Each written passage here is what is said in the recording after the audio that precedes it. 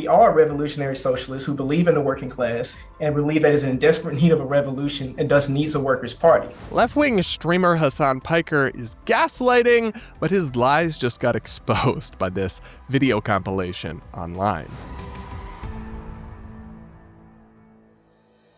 Hey guys, welcome back to the channel, your home for independent political analysis, commentary, and sometimes entertainment. Though this one is a more serious video.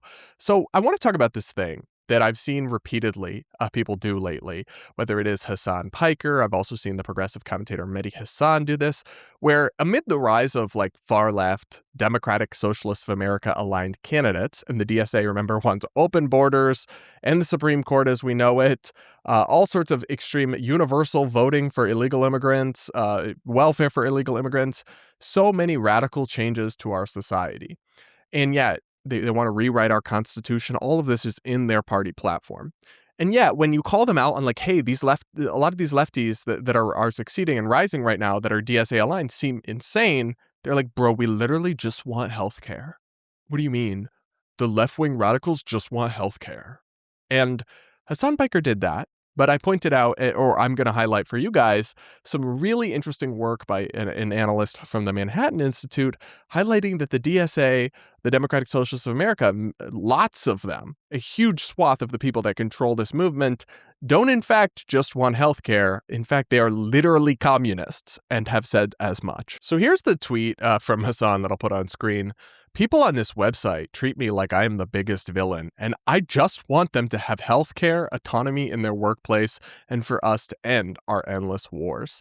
So this is a hilarious bit of gaslighting because it's him in particular has done so much more that has made him into a radical candidate or a radical activist and commentator and gotten him so much pushback than just advocating for universal healthcare, right? He has repeatedly said a Republican senator should be murdered on his stream. He has joked and memed about Luigi Mangioni's vigilante assassination of a healthcare CEO. He has praised and openly supported designated U.S. terror groups. And really, I mean, that's a extremely non-exhaustive. He's supported stealing and looting from corporations and businesses.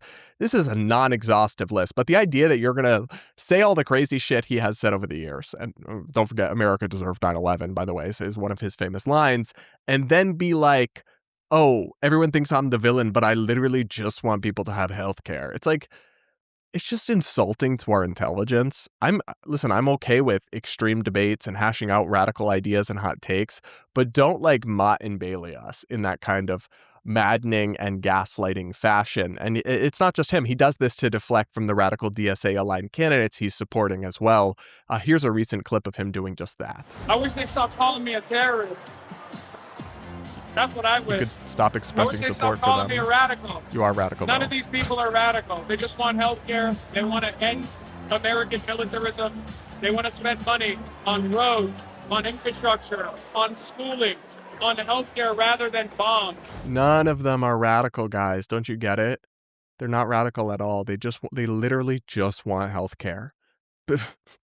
Also, LOL at the idea that we've just had extreme austerity when it comes to spending taxpayer money on healthcare. We basically have no taxpayer spending on healthcare at all. It's one of the biggest things we pour trillions of dollars into with increasingly broken and dysfunctional results. But go off, okay. And then we just want infrastructure. We just want roads, as if we haven't vastly invested in that just under the Biden administration. Oh, all the other politicians, they don't support funding roads. Literally everyone does, but okay. Anyway, though, the Manhattan Institute has done a really interesting job, an analyst there called Stu Smith, of pointing out that when they do not in fact just want healthcare. A lot of the DSA members are actually communists. That's his headline. And he says that Trump's characterization of the group prompted media dismissals, but a majority of the Democratic Socialists of America's leadership identifies with Marxist ideology. At the Faith and Freedom Coalition gathering in Washington last week, President Trump warned that many Democratic Socialist candidates, quote, are not social democrats. These are hardcore, godless communists. This is the most serious threat to our country since its existence. I don't know if I agree with that latter part. We face some pretty extreme threats to our country, like maybe the Civil War, but that are probably worse than the crazy DSA people rising. But I do agree with the first part, that many of them are hardcore godless communists and have essentially admitted as much. Anyway, more from the article here. Trump's remarks sparked a wave of condemnations, including from CNN chief White House correspondent Caitlin Collins, who said that, quote, socialism, much less democratic socialism, is not communism. Statements like Collins highlight how little attention the press has given to the Democratic Socialists of America and its national leadership. The majority of the DSA's governing board, the National Political Committee, ironically abbreviated NPC, openly identifies with communist ideology.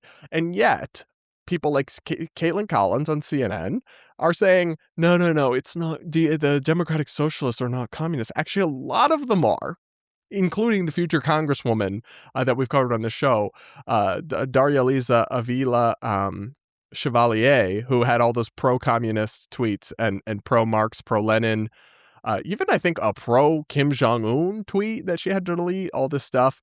It's like, it really actually, many of them are not, in fact, just democratic socialists, which, again, advocate for a lot of the things that morph into full-blown socialism anyway, like you saw happen in Venezuela. So it's not as if that's some totally innocuous idea.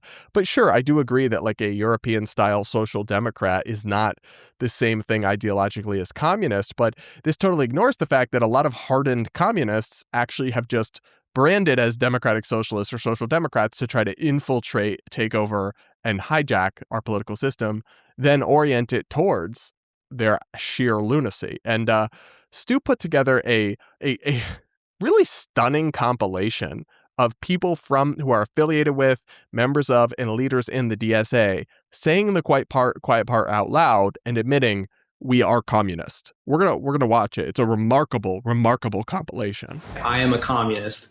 This is what I want to fight for. As a communist who does, pro-Palestine organizing. I mean, our goal is liberation. Our goal is communism.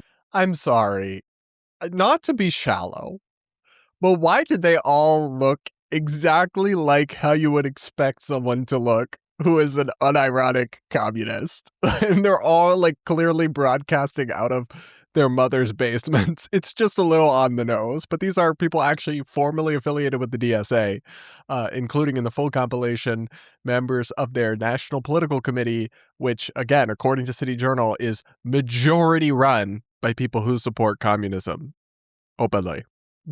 Wild. Let's keep going. Communism.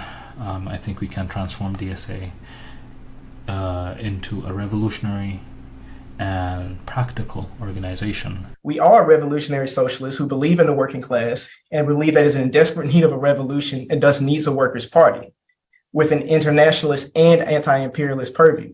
And we believe that DSA is the best method to achieve this. So I'll just pause on that for a second to say, like, you can be revolutionary or you can be practical, but I don't really see how you can be both. A revolution is kind of impractical. It's not practical to change the very core and foundation of society. And that's not to say that like that inherently means you can't do it or shouldn't do it, but like the revolution in America to free us from the Brits wasn't practical. It caused some significant challenges and issues and was not, an easy pragmatic fix to the situation. It was revolutionary. Therefore, not super practical, actually. And I view these things as kind of contradictory, but I can't say I'm shocked that their logic would not be completely consistent. I love the pronouns, too. Of course, we got to know the pronouns of people listed in their Zoom bios. Thank goodness. I was just wondering. I had no idea this was what I'm looking at was a man. Anyway, we'll keep going. At the end of the day, we're in DSA because we believe that DSA, whatever it is, can be the vehicle for socialism here. I think DSA has retreated on abolition somewhat. Like, 5 years ago, we had Zeron tweeting, "Queer liberation means defund the police." The type of Trotskyism I adhere to, and I think the type of Trotskyism Trotsky actually argued, it says we recognize these problems and we defend them anyway. We must be willing to meet the challenge of building a member-driven mass organization that can harness the revolutionary potential of the working class. I first joined ESA at the end of 2021. So when I came to the US for grad school, I got involved in Students for Justice in Palestine. And then after I graduated, I organized in the New Haven community. And that internationalism is key to change for us as socialism here in the United States because it helps us see what's possible. That DSA has remained one of the only coherent poles of resistance to both fascism and capital in the United States.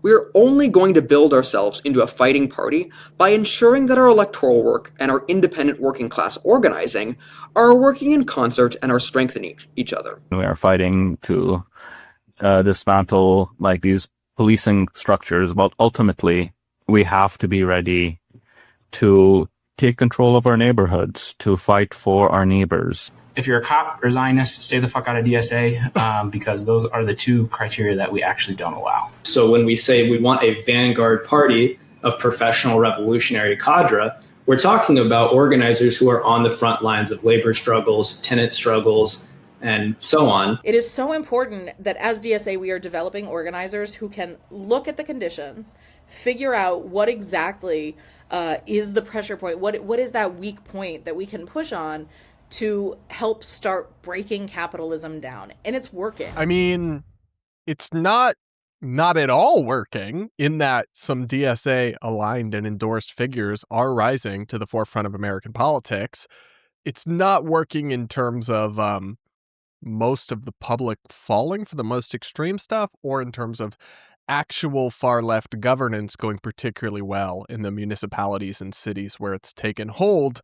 But I'll just say that, like, they're entitled to all of these views, as goofy as I find many of them.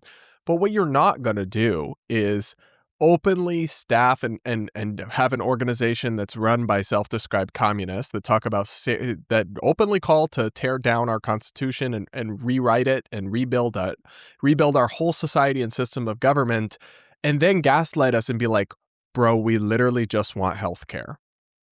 No, we're not going to let you do that. That is not going to fly with us. You can make your case for your revolution, as ridiculous as I find it to be, as much as I disagree with the theories and arguments underlying almost all of it, and as cartoonish and hilarious as I find many of its most prominent advocates. You can make your case for your revolution, but you can't simultaneously say you're trying to overhaul and reform all of society and that we're not even radical. We literally just want healthcare. Pick a struggle, pick a line, and stick to it, and stop gaslighting us and insulting our intelligence. That's my take, and I just find it funny how Hasan Piker pushes this narrative over and over again, and then like his buddies just on camera contradict him, and it just takes one person like Stu going through all this public footage and compiling it to prove it. But yeah, we're not falling for it. I'm not falling for it, at least, and neither are the smart and brilliant people who tune into this YouTube channel. So you guys let me know what you think in the comments below. Make sure to subscribe if you aren't yet. Do hit the like button, and do consider becoming a channel member. I call out the far left and the far right and try to give an independent take on politics and media and more. And if you want to support me, you can hit the join button or the link in the description to become a channel member. I also do videos reacting to member comments and answering questions. Regardless, guys, we'll be back with more real soon.